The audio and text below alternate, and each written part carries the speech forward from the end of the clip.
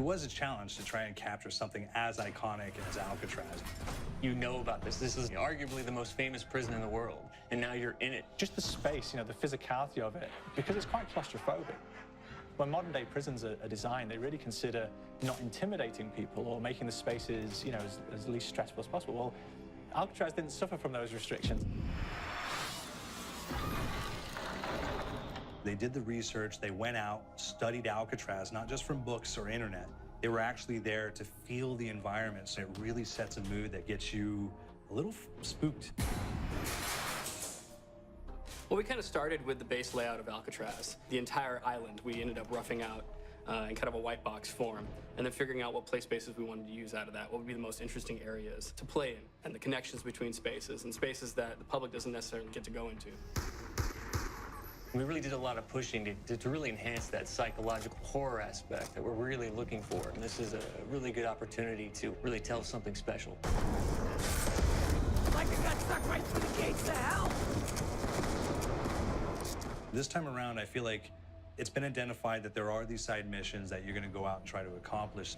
Al and the rest of the groups put together this escape plan, but the point is to get the parts and assemble this plane so they can get off the island. We did something new for the first time. We have actually contextual music that goes off. So that's a first for zombies. And it's all based around this horror thriller aspect. Every location will have a specific stinger that you hear when you find it, when you discover it, when you start unraveling the story. We start building on the music that you're hearing, and it's really enhancing that experience and going along with it in parallel.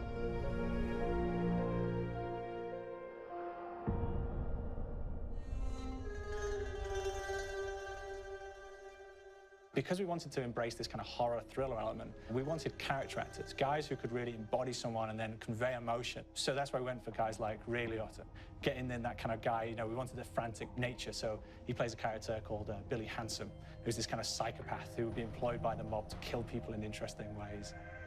Chaz Palminteri, he plays a guy called Sal DeLuca, an old mob boss. Michael Madsen playing Finn O'Leary. He's kind of worked himself from the floor, from the streets. He's got his hands dirty in the blood and the guts a couple of times. And then we had Joe Pantoliano, and he plays Arthur Arlington, who's nicknamed the Weasel. Those guys, they bring a quality and a subtlety and timing that you can't really identify or try to recreate. Bring it on, you dirtbags! You start off in the afterlife mode, and that's just going to be what's going on. You're going to try to solve the mystery from the second you start. Afterlife, to me, brings a new element, like a new puzzle element. It forces me to think a little bit more or look for the clues or kind of think of zombies on a slightly deeper level. You see clues throughout the map that tell you, ooh, perhaps if I'm in the afterlife, I can interact with this object, or there's some puzzle going on here that I need to be in the afterlife. Back east, I whacked a dirty dentist with one of these.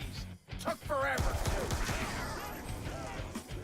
Alcatraz has a Civil War kind of fort background before it turned into a penitentiary. And so we had this kind of backstory, the idea that the warden would have collected Civil War weaponry. And one of them is a blundergat. It's a fictional weapon, but the idea of the combination between a blunderbuss and a Gatling gun.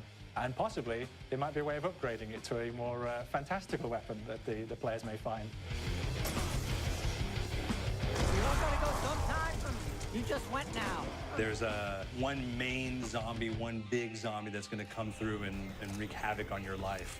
He'll lock down the perk machine, he'll close down the box, so you have to pay to get that open again. So you don't want him to interfere with your process. Now's a good time to pick a fight. Why you hurt me? It's a fun challenge. It keeps things moving forward. In terms of perks, we have a new perk called Electric Cherry. When you reload, it gives a shock around you, which scales over time. Who's asking for it, greaseball? There's so much to experience in this map. Every time I play it, there's a new tactic to take, a new experience, a new objective to go for. But there's also this layer of things that we aren't exactly exposing to the players right off the bat and will need to be discovered. Don't let me go.